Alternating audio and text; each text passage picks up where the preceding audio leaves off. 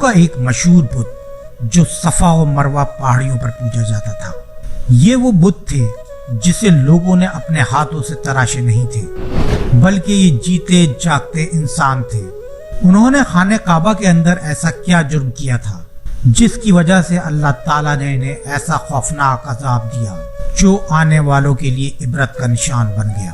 اس video میں ہم اس واقعے کو بیان کریں گے، لیکن اس سے پہلے ہمارے چینل کو لائک، سبسکرائب اور شیئر کرنا نہ بھولیں۔ جب سے خانہ کعبہ تعمیر ہوا تب سے لے کر اب تک جس نے بھی بیت اللہ کی حرمتی کی یا بے حرمتی کرنے کی کوشش کی تو اللہ تعالیٰ نے ان کا وہ حشر کیا کہ رہتی دنیا تک عبرت کا نشان بن کر رہ گئے، پھر چاہے وہ دنیا کا طاقتور بادشاہ ابرہہ اور اس کے ہاتھیوں کا لشکر ہی کیوں نہ ہو۔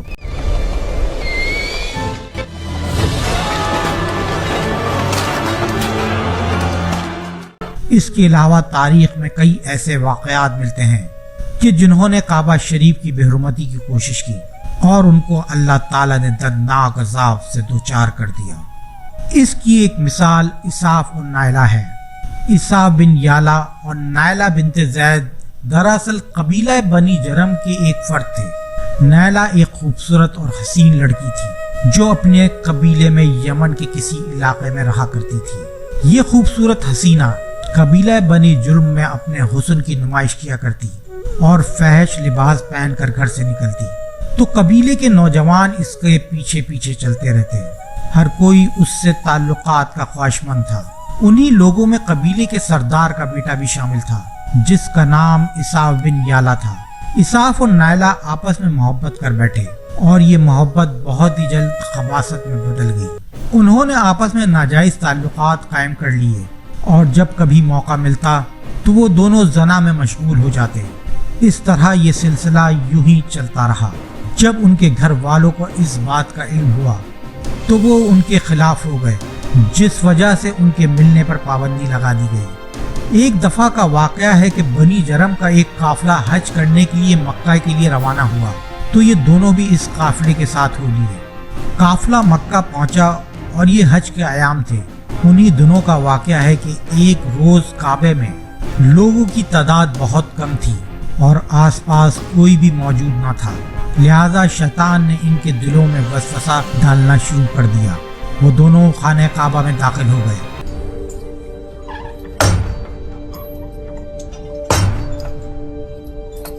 اور اس تنہائی کے عالم میں زنا کرنے لگے۔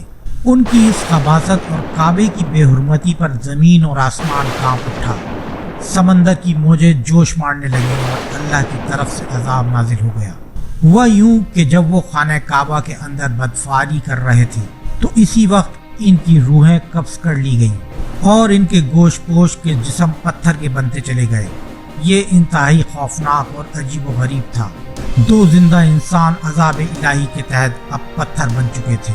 کچھ دیر بعد جب بنی جرم کے لوگ کعبے کے قریب آئے اور بیت اللہ کا دروازہ کھولا تو دونوں بدبخت برہنہ حالت میں پتھر کے بنے کھڑے تھے۔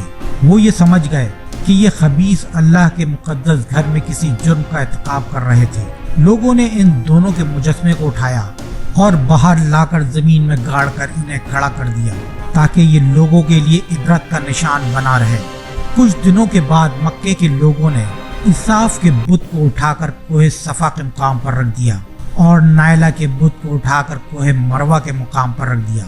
صفا و مروہ دراصل دو پہاڑی ہیں جو حرم کعبہ کے بالکل قریب ہی ہیں۔ انہی دو پہاڑیوں پر چڑھ کر چکر لگا کر بی بی حاجہ علیہ السلام نے اس وقت پانی کی تلاش کی تھی جب حضرت اسماعیل علیہ السلام شیرخوار بچے تھے اور پیاس کی شدت سے بلک رہے تھے۔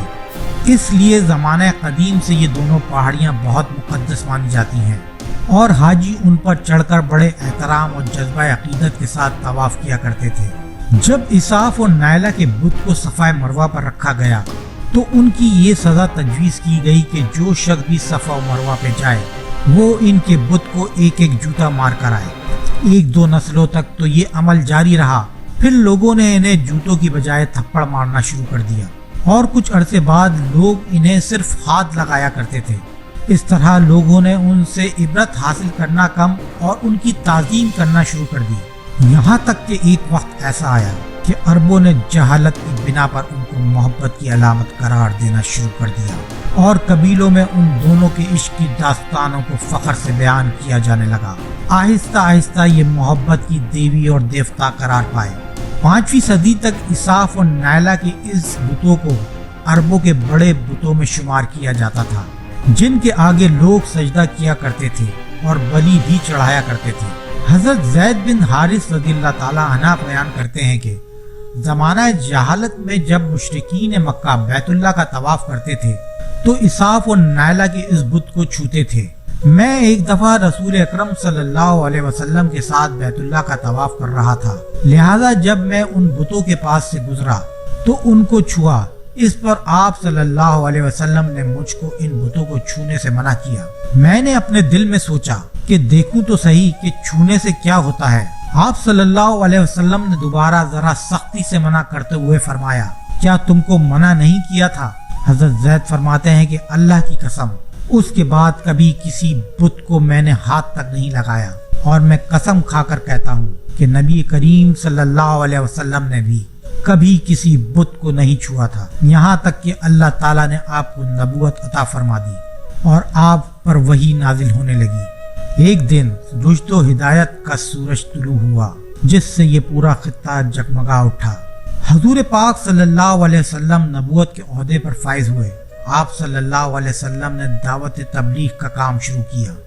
10 हिजरी में जब अल्लाह ताला ने अरब में दीन इस्लाम को गालिब किया और मोहम्मद सल्लल्लाहु अलैहि वसल्लम ने मक्का फतह किया और आप फतह मक्का के बाद हरम शरीफ में दाखिल हुए और आपने अपने भाई हजरत अली के साथ मिलकर तमाम छोटे बड़े बुतों को तोड़ डाला।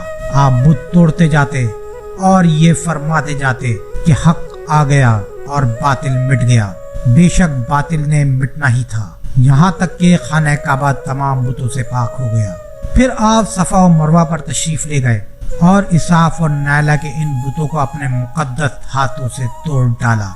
हमने देखा कि इसाफ और नायला के इस बुत को लोगों ने बतौर इबरत सफा और मरवा पर रखा था, लेकिन शैतान ने उन्हें ऐसा गुमराह किया कि वो उनकी पूजा करने लगे।